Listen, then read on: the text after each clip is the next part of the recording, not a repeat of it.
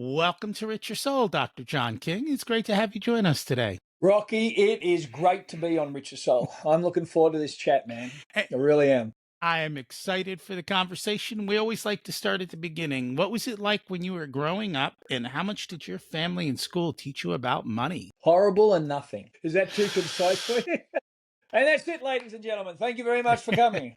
So, my childhood was very rough, and we were the typical middle class family, higher educated, very prominent people within the community, well educated, educators that were also pedophiles. So, it was constantly striving for money and overextending financially, which put a range of stress. On top of that, an environment that was very dangerous and toxic to be raised in. So, again, horrible and not a lot. We all learn from our environment, huh? Yes, we do. So, what was it? You mentioned that it was extremely toxic.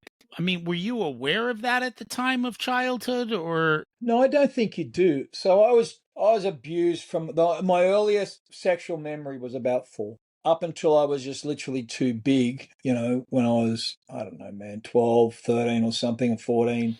The abuse changed. Some aspects of it we'd call trafficking, being trafficked. But as a child, when you're in those environments, you don't realize what's happening to you because you've got nothing to compare it with. So you're in this situation and every day you're just surviving. It's not the sort of thing that you go to school or rugby and talk to people about. Number one, you think it's just your environment.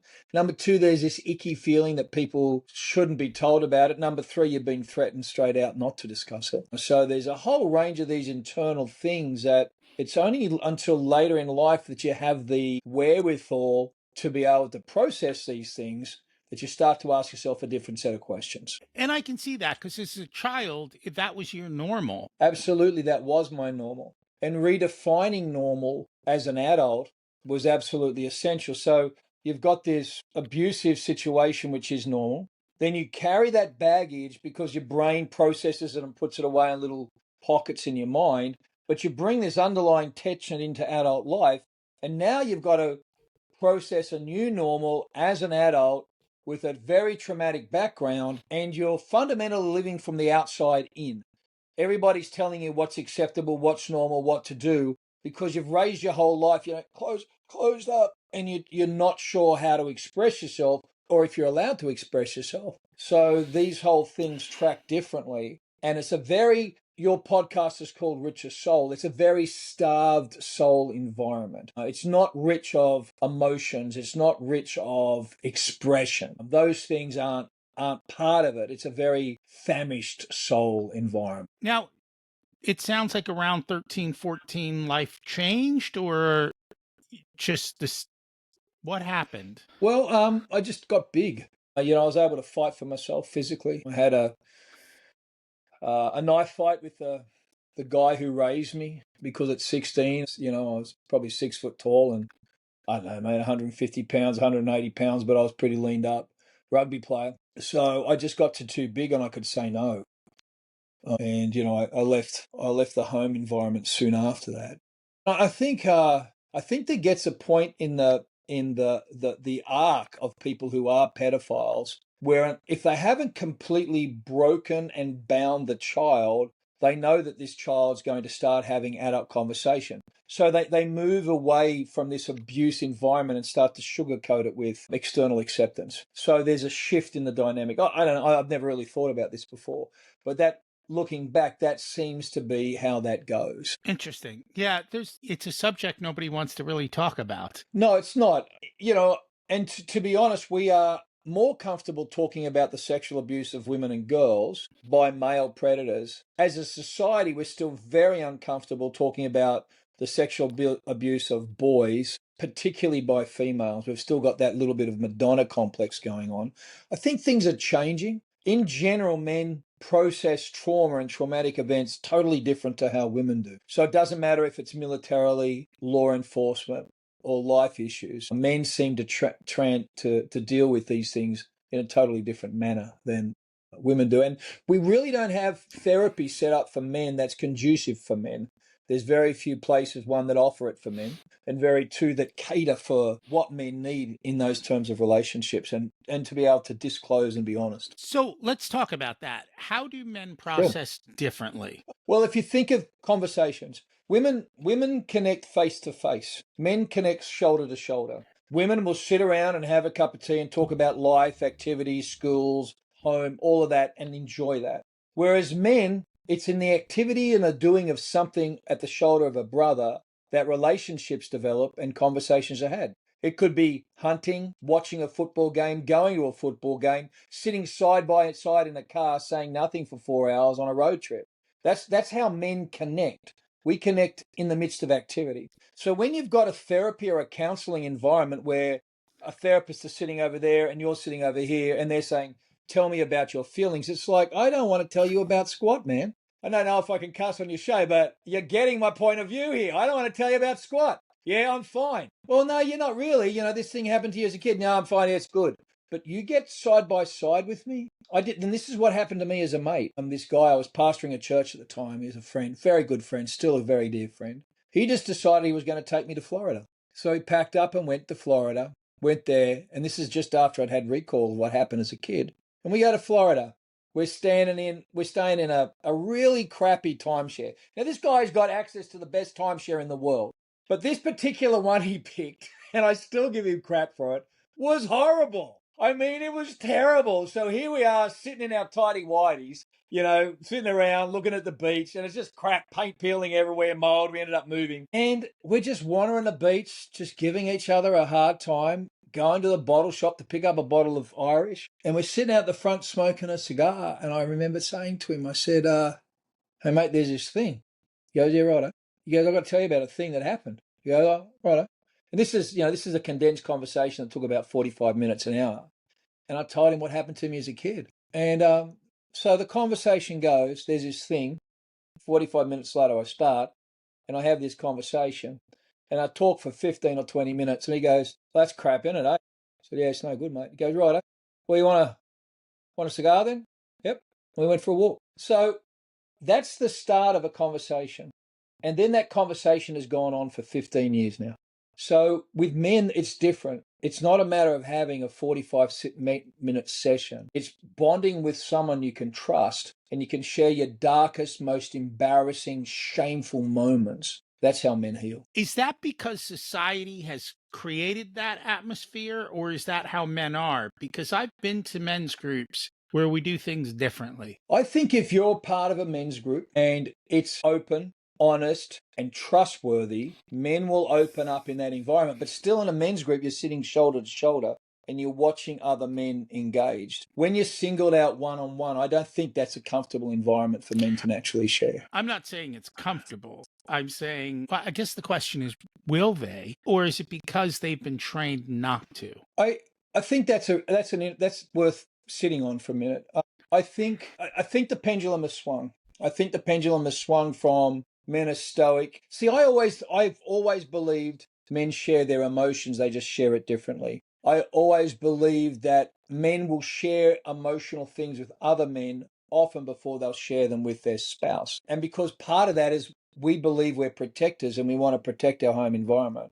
And if I'm going through something that's I know is devastating and traumatic and will affect my wife, I don't want to bring that home. And I think American men have a challenge making relationships. I've found that coming from Australia, where there is very much a cultural difference, I've found that American men have a challenge with it. And I think a lot of that is a competitive and a capitalistic nature of our country. Now, I'm an ardent capitalist, but if you're a compassionate capitalist, which is always the best, as opposed to a competitive capitalist, it's very hard to have a competition with someone else have a conversation with someone else you're in competition with. If you're compassionate, wanting to see everyone succeed, then I think part of that ability opens up in your psyche an opportunity to have a conversation with someone else who's even your competition because you want the best for him as a human. And that makes sense. And that's why I was asking you if men were kind of trained that way, because I do agree with you. I think it's an American thing, much more so than other societies. I think every society, things are different. It really depends on where it is. And I agree with you. I think things are changing. I know we've done some, and I remember one thing in general. When you play a game of catch with a kid, Uh-huh. conversations occur. And when you're sitting driving in a car with a kid, Yes. conversations Yes. occur, usually with the kid in the back seat, Yes. right? And those are Yes. the places where it creates kind of that dynamic you're talking about that allow those types of things to occur. Yes. So when you now bring it forward into society and men haven't had prolonged exposure or availability to build deep and lasting relationships, and those that they did through high school and college, we're now in a competitive environment where it's detrimental to even show our emotions. And you want to come home and you feel challenged to share your emotions with those that you're called to direct, protect, and correct. It becomes a bit of a bondage for a guy. And unless you're actively pursuing masculine relationships of depth, and that's a decisional thing, then when you need them, you probably won't have them. It's also a hard thing in the Oh, sense of brother. finding people who also want to. You know, my mate, my Florida mate, with the world's most amount of free timeshare, and we got stuck in a horrible one in Florida. And I'm going to send this video to him because I want to do over 15 years later. Ron, it was very decisional to build a relationship. And Ron taught me, his daddy taught him, and his grandfather taught him that if you can count at the end of a man's life 5 friends on one hand, then you are amongst the richest men that ever walked the planet.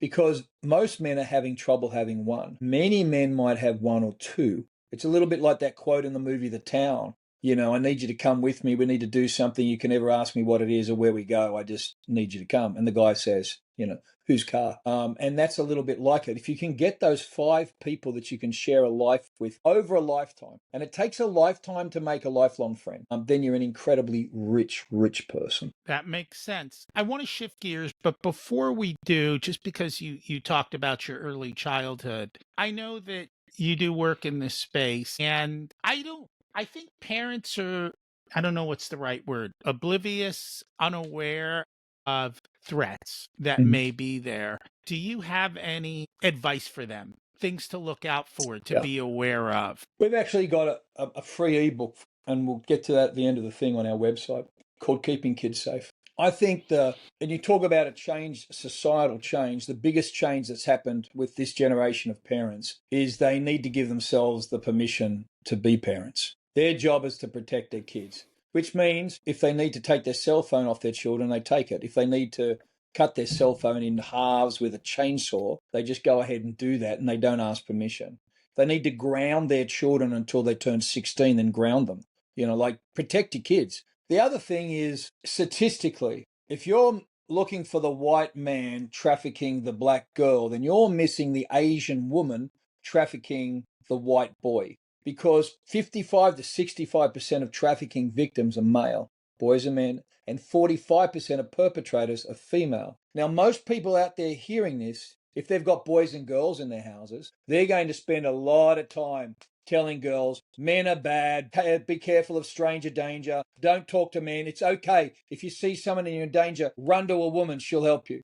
Yeah, no, not anymore. And we don't teach our boys to beware of predator women, and we don't teach our boys how to identify danger spaces, because boys are growing up like dad and they want to fight, rough it, they want to make a hand, they want to protect and all that. Whereas we really need to take the time to do both. That's interesting. I'd never heard those statistics before. Yeah. It's a very interesting study done out of, I think it was Washington State, or I forget. The stats have changed so much now. Was about the high number of trafficking or prostitute people. Like 45% of all prostitutes are actually male. And this is the big challenge I had with all the border stuff that was going on. And, you know, I voted for a border policy based on human trafficking, because when we were doing the work, 60 to 70% of everybody coming across the border was being trafficked. And for me, that was something that I could not get behind. Any government that would allow this flux of people being trafficked. And it's not an issue of immigration. People can do whatever they want with that. I've got some views on that. My issue is it's a humanitarian issue. You cannot have an environment where people are stolen for labor, for violence, for sex, for agriculture, stolen and brought over. It's just not cool, man. It's just not right. No, that's true. And I don't think anyone even talked about that. No, they didn't. When I remember bringing it up and when it came up, I was immediately vilified for being one particular party and not the other. And it's like, no, listen, I don't care, man. If the red guys are going to have an open border policy and actively encouraging people to have human trafficking, I'm voting against the red guys. If the blue guys would stop it, maybe I'd be able to hear their policy. But for me, the one policy, and I understand it's a bias because of my background, my one policy was that, and having to deal with the aftermath. Like at the height of the American, the African slave trade into America. At the height of that, there were 370,000 slaves in America. This year alone, there's north of 2.4 million. We don't So talk about that. no, and those are old figures. Those are old figures before the last 2 years of the previous administration. Where are most of these people and what are they being used for? Everything from labor to sex. Like, so we did a trip down to a South American country, and we had one of those rich Baptist Karen types that wanted to come down and save the world, and they thought they were going to do it by buying a child out of slavery, which is a great point. And we went to this particular group of people, and they gave us a spreadsheet. And that spreadsheet had children as young as 4 and as old as 22. If we wanted to buy a 4-year-old, it was going to cost us, by their freedom, was going to cost us 40 grand. If we were going to buy a 22-year-old, it was going to cost us $1,500 because their return on investment at 20 sex partners a day for the next 10 years at $150 to $200 a pop for a 4-year-old was greater than a used up, spat out, broken 22-year-old. So you're sitting here making a judgment, a moral judgment over a spreadsheet on the value of a human being's life. So when you've got that level of depravity run as a business, because you make more money out of human trafficking than you do out of drugs or arms, much more money out of it, because it's a renewable resource. You can get it from anywhere. It doesn't cost you anything, and you get a long time. It costs you, a couple of beans and a bit of toast. It's an incredibly profitable business to be in, and that's what most people don't see it as. They think it's the trafficking of human. It's not. It's the trafficking of goods. And we were working with some DEA people at the time, and they realized that they were looking for the trafficking of human beings as opposed to the trafficking of goods.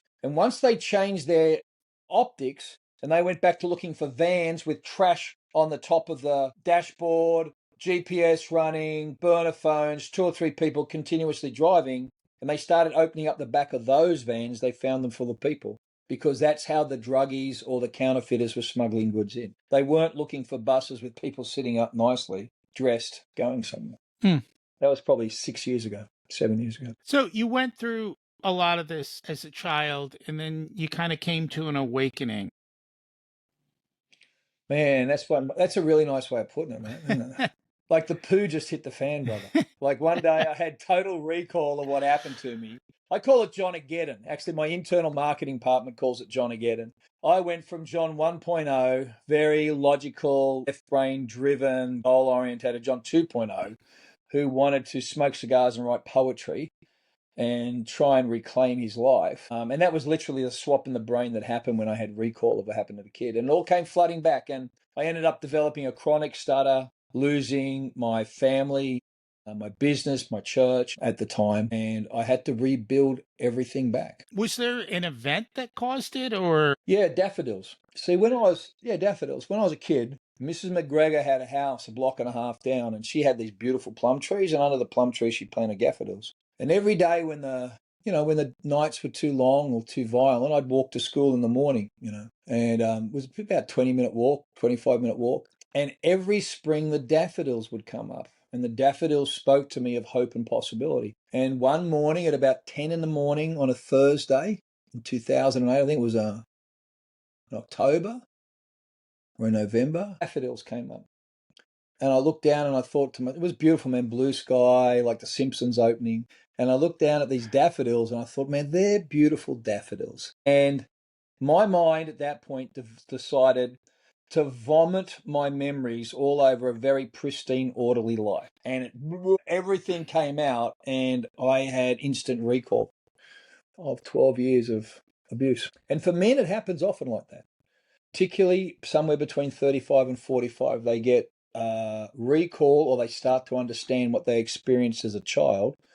was adverse. So what happened next? Oh, mate, it was a cluster. I lost couldn't preach anymore. Couldn't travel. I was traveling the world at that stage, probably 9 months of the year. Had a very successful boutique training, business coaching business, public speaking at very, very large audiences, and around the world for profit and not for profit businesses. And I ended up with a chronic stutter, a fear of the public, and got divorced and lived in a 1-bedroom flat with a Besser block bookcase and a mattress on the floor.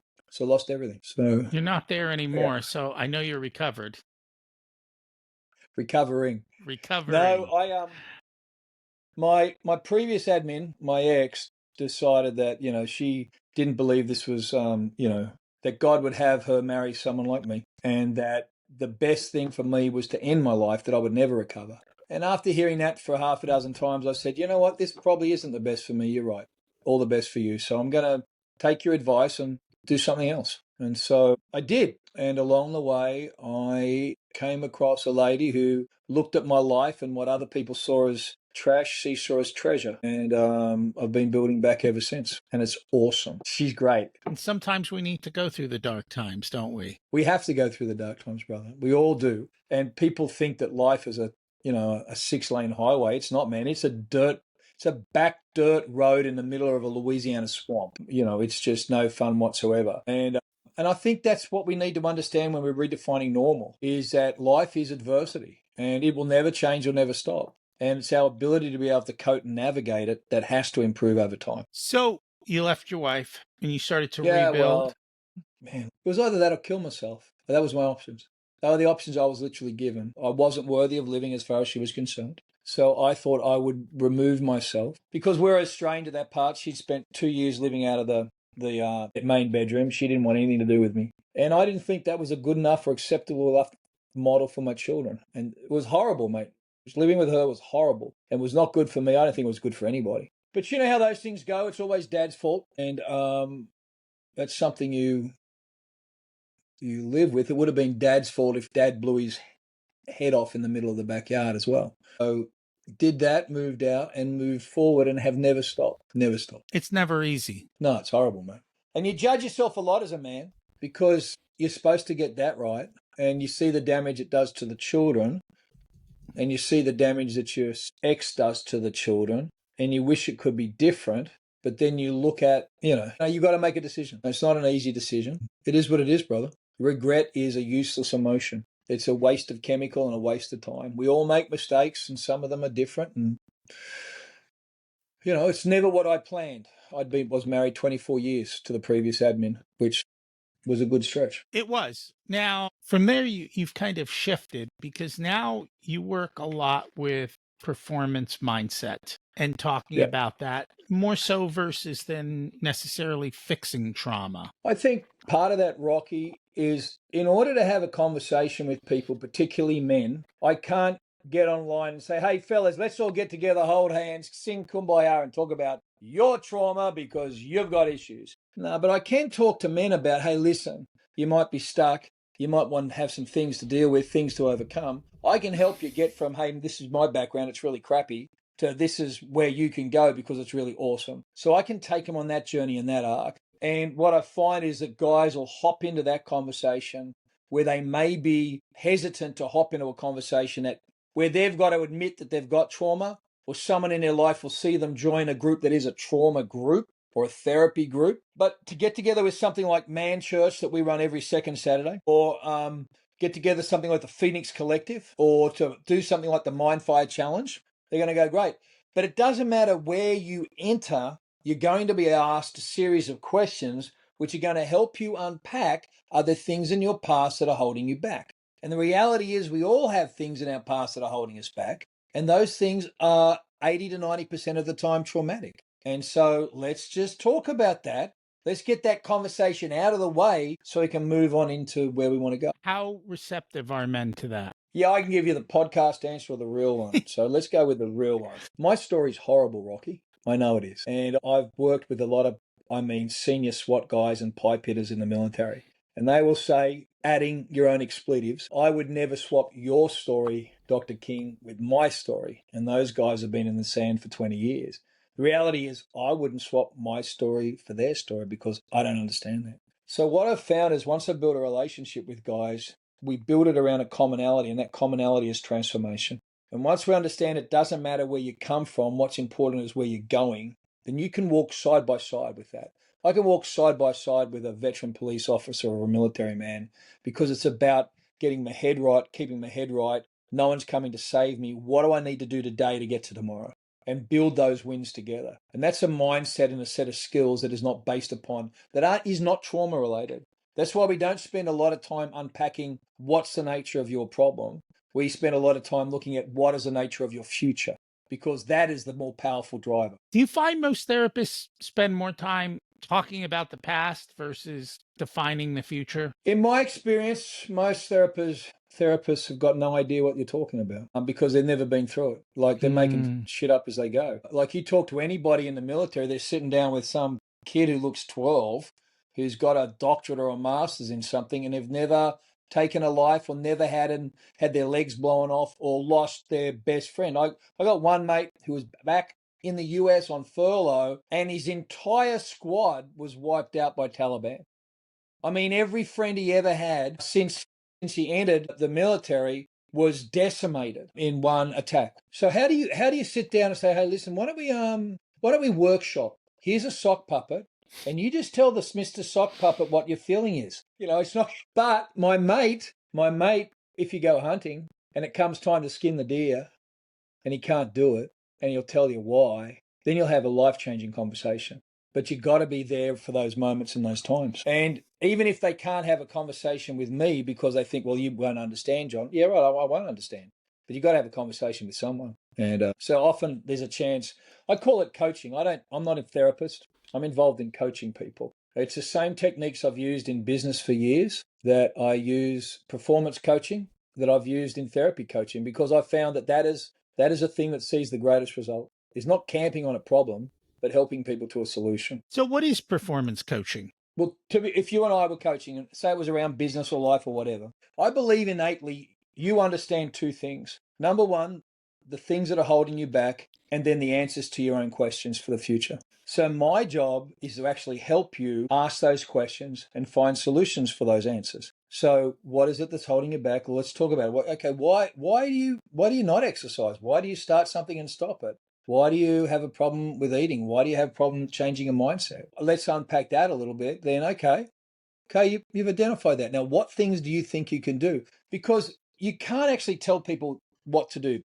People aren't interested in actually doing anything they don't think of themselves. So what you do is you try and help them craft a map towards answering their own question. And once they can do that, they'll become committed to their own solution. And then you hold a mirror up and you hold them accountable through the process. And what happens is they win. Small wins, small incremental changes over time lead to long-lasting results. So you don't go for these big swings or these big things. I just want to help you change 1%, not today, but this week. And if we do that 52 weeks in a row, okay, that's pretty good. Pretty good change. 52% change, 1% a week. And we don't look at things like that. We're America. I love America. But we want it big and we want it bold and we want it today. If I can't microwave the crap out of it or add water and watch it grow, I ain't going to do that crap, Give me Ozempic so I can lose the density in my bones as I lose my body fat because I don't want to get my rusty dusty out of bed and drag it to the gym. Or just drag it around the block, or just tie yourself to someone else's truck and have them drag you around the block, sunshine. Just stop making a bloody excuse. Do most people know why they won't go to the gym or do the things that they should do? Well, most people don't have a relationship with someone who'll just call them fat and lazy. And I think my clientele are paying me a good amount of money to just go, no, you're lying to yourself. Stop that. Well, I'm not really. Yeah, no, you are. That's an excuse.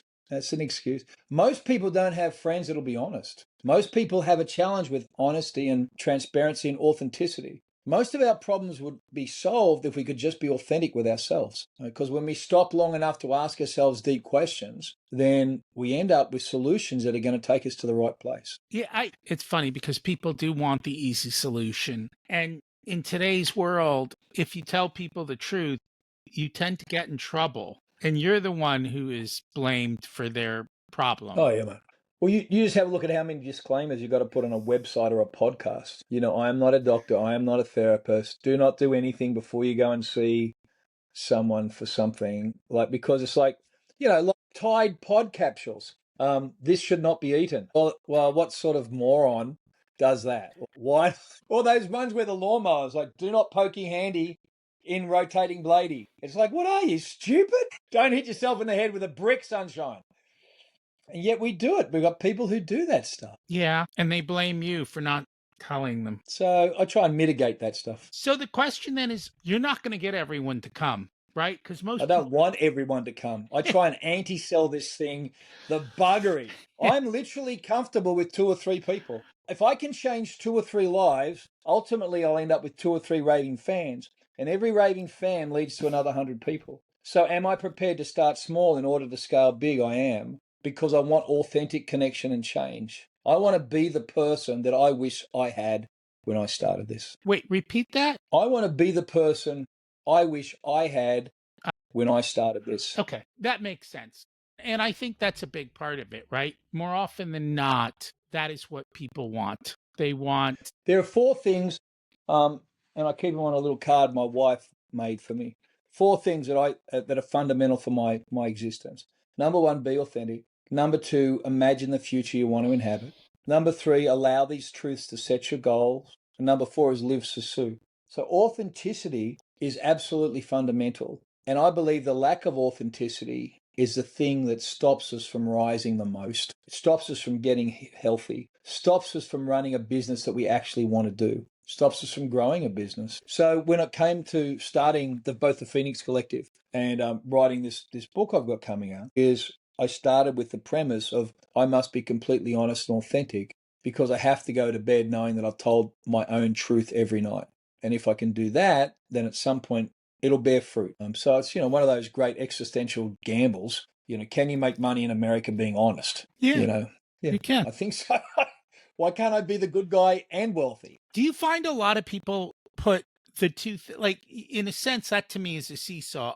I can either be good and honest or I can make money, but they don't belong on the same spectrum. You don't have to put them on the same spectrum. And yet people do that, I think, in a lot of different parts of life. Yeah, I think there's certainly a group of people, and we've all met them, Rocky, I'm sure you have, that the only way they make money is by being dishonest and lacking integrity. That they don't really care if anyone else is hurt or if anyone benefits. They just need to make money and do that thing. I just believe there is a space where you can make money and do good and be good. And that's the space I want to be in. It's funny because these days fraud and all of that stuff is the highest it's ever been. And yeah, these people are good at what they do. Like, if they put their efforts towards positive things, they'd actually have a pretty good, successful life. And I'm like, why don't they put their effort in a positive way instead of risking it all for something like that? I think being authentic is a lot of hard work. So integrity, being true to yourself. So can a liar have integrity? Yes, if they lie. Can a thief have integrity? If a thief is stealing, then a thief is having integrity. So the issue is not just an issue of integrity, which we talk a lot about in business practices, but authenticity, which is the highest of all frequencies because it combines hope and love. So being authentic, true to yourself, involves understanding who you are. Now, if I understand that I am a thief and I make my way through life by hurting people, by stealing their stuff, at some point I've got to come to terms with the impact of that on other people. And at some point, I need to understand that I'm going to reap what I sow. So someone will come and steal something from me. Now, do I want to live my life with that? And a lot of people say that's fine. They'll live with that consequence. But then there's another group that they don't want to do that. They, in fact, want to live the other way. They want to have a sense of peace throughout all days and all activities. I think that's probably better. Yeah, I think so. It's easier. I don't have to remember what I lied about when I got up. So you're working on a book currently? Yeah. So I wrote a memoir called Deal With It, Living Well with Trauma. And it's been picked up by I got an agent out of New York, wonderful lady, wonderful agency, and she is shopping that at the moment. And if people want a copy before it comes out, if they go to my website and sign up, we're going to do a whole bunch of things like chats with the author, sit around and have cigar and bourbon nights and talk about how do you write books, what's involved, and we'll send signed copies to everyone out. So there's a few things that we're doing. So the deal with it is going to be my personal memoir, my journey through recovery, and I'm really excited about getting it public with people. And part of the theme there is living from the inside out. And I think that's one of the Absolutely. things we really didn't talk about is most people are living from the outside in, not Yeah. from the inside out. So can you explain that? Well, if you think about it, you go through school and you're told what to do and how to behave. You enter into university, some people are told what university to go through, what degree to get. Then they go and get married because they're told they need to get married, and you got to obviously get a student loan and you got to get a mortgage. So by the time you hit 40, you're actually stopping and going, "What the hell, man? I'm in up to my eyeballs in a relationship I was told I had, and I got bloody kids, and I never really wanted kids anyway, and I don't want to be a lawyer. I want to buy a lawn tractor and mow grass." But I can't now. I've got to stay at a lawyer because I've got to pay the bill off. So everything in our life is being lived from the outside in. And often when we get to our people call it a midlife crisis. I don't believe it is. I think it's a midlife realignment, particularly for men. They're in a loveless relationship, in a career that brings no satisfaction, making the money they don't want, or making too much money and all they've got is too much debt. And so they sit and they take the time to ask themselves, who am I and how do I live true to that? And I know that's what happened to me when I had recall of what happened as a kid. It wasn't an existential exercise for me. Living from the inside out was an issue of survival. And it was also an opportunity to take the time to ask myself the question, who am I and what do I want to do with my life? And that's key. I mean, we always talk about having a life plan, having purpose.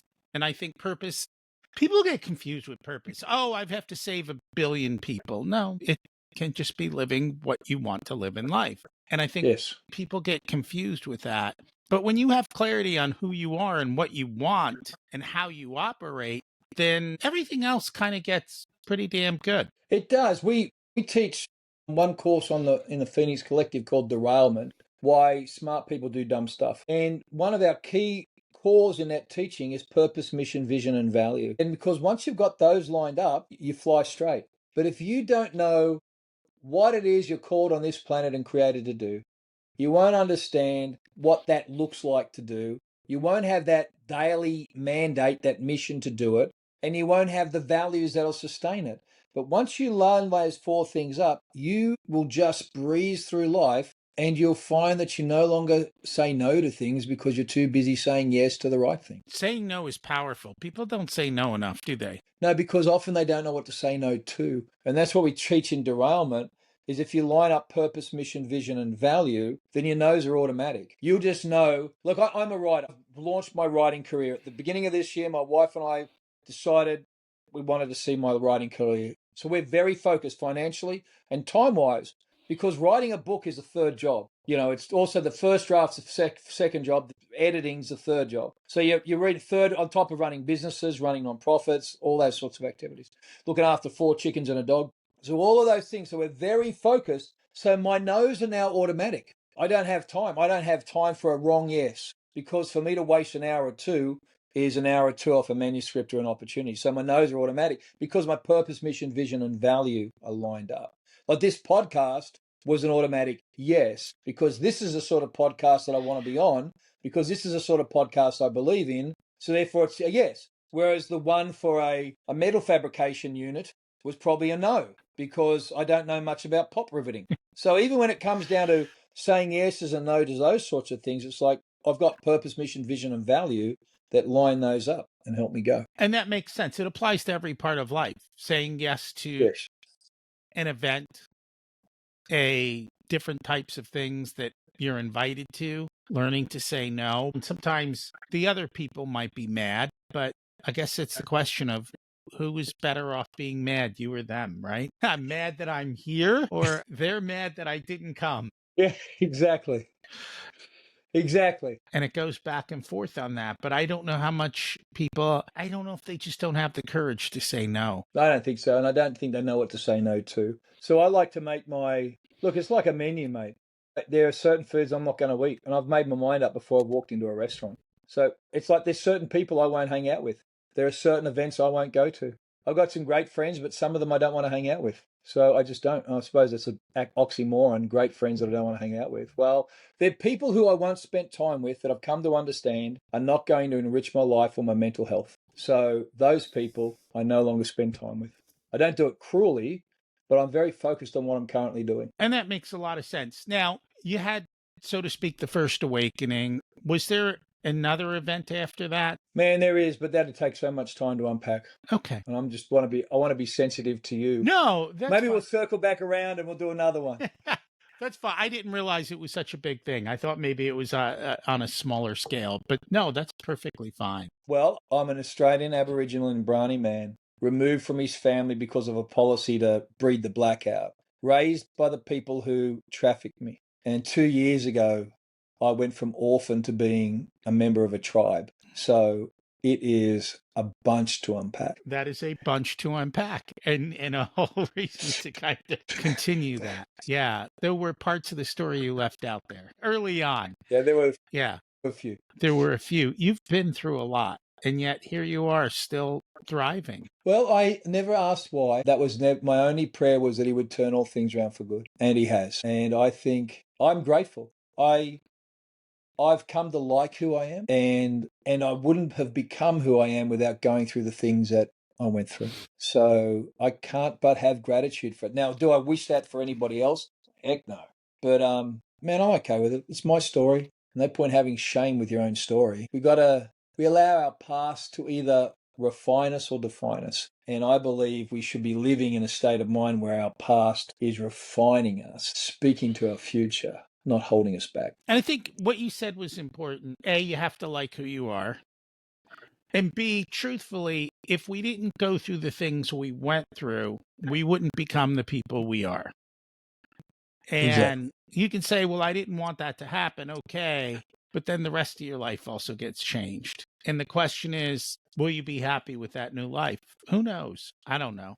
Maybe you're good, maybe not. We can't figure that one out. We don't get to play Back to the Future, right? Thank God for that, literally. I would not want to do that again. People go, oh, I love my 20s. I hated everything until I was about, 58. So it's only really been the last 2 years I've had my feet under me. And, I married a good woman and I didn't know I could be happy. I didn't think that marriage was any good. I didn't think sex was any good, but I married a good woman and she's my true north, man. I mean, she's my wonderful. And my life is pretty good. I'm really happy. A lot of people look at it and think we're a bit of a too much arty-farty hippie types because she's wandering around in bib and braces raising chickens and patting a dog and I'm smoking cigars and writing books. But I'm just bloody happy, mate. I don't know if I can ask for any more than just being bloody happy. Now I can add more money to it. That'd be fun, but that'll turn up. I'm just not worried about that. I've never had to worry about that. He's always turned up with stuff for me. The creator loves me for some reason. I'm just grateful for that. I think he loves my wife more. That's why he does continually bless us. And so I'm glad to be married to God's favorite. And it's all okay, man. It's just all okay. Any parting words of wisdom for our guests? If I can make it, you can too. If I can make it, you can too.